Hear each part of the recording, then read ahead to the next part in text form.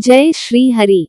विधि की रचना में छिपी ईश्वर की करुणा, भक्ति, दर्शन और ज्योतिष तीनों दृष्टियों से कभी आपने सोचा है, हमारे जीवन में जो घटता है, क्या वो केवल संयोग होता है या उसके पीछे कोई अदृश्य करुणामयी शक्ति कार्यरत होती है। कभी कभी जीवन में ऐसे मोड़ आते हैं जहां मन प्रश्न करता है, हे ईश्वर, मैंने तो सदैव भलाई की, फिर भी मेरे साथ ऐसा क्यों हुआ। और तब मौन उत्तर आता है, ये तुम्हारे विनाश का नहीं, तुम्हारे जागरण का समय है।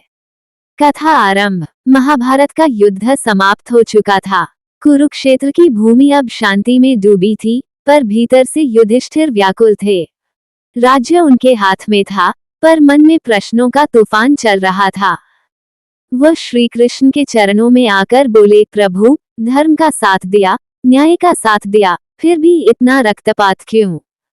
क्या ये भी विधि की ही लीला थी? श्री कृष्ण मुस्कुराए, उनकी मुस्कान में गहरा रहस्य छिपा था। उन्होंने कहा, पार्थ, विधि की रचना को केवल दृष्टि से मत देखो, वो तो करुणा की भाषा में लिखी जाती है। कभी कभी विनाश भी सृजन का आरंभ होता है। जो समाप्त दिखता है, वही किसी नई यात्रा की शुरुआत होता है।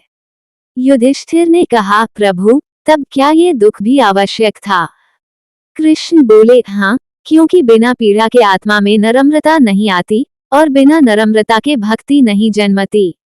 ईश्वर की दृष्टि से ईश्वर का न्याय मानव की बुद्धि से नहीं, करुणा के तराजू से तौला जाता है। जो हमें दंड लगता है, वह दरअसल एक दिव्य शिक्षा होती है। कभी कभी वह हमें गिरने देता है, ताकि हम अपने भीतर के संबल को पहचानें। वह मोह छीन लेता है, ताकि आत्मा स्वतंत्र हो सके। वो मौन रहता है, ताकि हम अपने भीतर उसका स्वर सुन सकें। इसलिए जीवन की हर घटना, दुख, हानि या बिछोह किसी न किसी रूप में उसकी करुणा का ही विस्तार होती है। ज्योतिषीय दृष्टि से ज्योतिष कहता है, ग्रह हमारे शत्रु नहीं, बल्कि शिक्षक हैं। वे हमें हमारे ही कर्मों का आईना दिखाते हैं। शनि जब आता है, तो वह अहंकार तोड़कर संयम सिखाता है। वो हमें सिखाता है, मेहनत, धैर्य और विनम्रता ही सच्ची साधना है। राहु भ्रम देता है, ताकि हम ये समझें कि माया का संसार क्षणभंगुर है। वह झूठी सफलता दिखाता है, फिर उसे छीनकर सच्चाई सिखाता है। केतु विरक्ति लाता है, ताकि आत्मा मोक्ष की ओर बढ़ सके। बृहस्पति तब तक ज्ञान नहीं देता, जब तक व्यक्ति अहम से मुक्त न हो जाए। इन सब की चालें हमें गिराने के लिए नहीं, बल्कि आत्मा को निखारने के लिए होती हैं। विधाता की यह करुणा है कि वो हमें सुधारने के लिए कभी कभी कठोर रूप भी धारण कर लेता है। दर्शन की दृष्टि से फिलोसॉफिकल मीनिंग। विधाता की रचना में कुछ भी व्यर्थ नहीं। हर घटना, हर संबंध, हर टूटन एक उच्च उद्देश्य की पूर्ति के लिए होती है। जैसे मिट्टी को गूंथे बिना घड़ा नहीं बनता, वैसे ही आत्मा को दुखों से गुजरे बिना प्रकाश नहीं मिलता।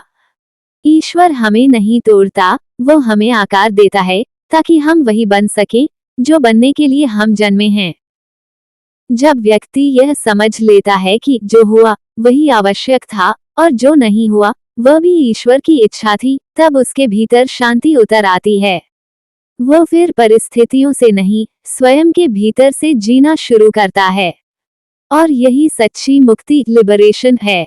संदेश तो याद रखिए, ईश्वर कभी दंड नहीं देता, वह केवल अनुभव देता है, ताकि आत्मा सीखे। जब अग्नि हमें जलाती है, तभी सोना शुद्ध होता है। और जब जीवन हमें परखता है, तभी हम अपनी शक्ति पहचानते हैं। इसलिए हर दुख को विधि की भूल मत समझिए, वो तो विधाता का ही संदेश है कि अब तुम्हें अगले चरण पर बढ़ना है।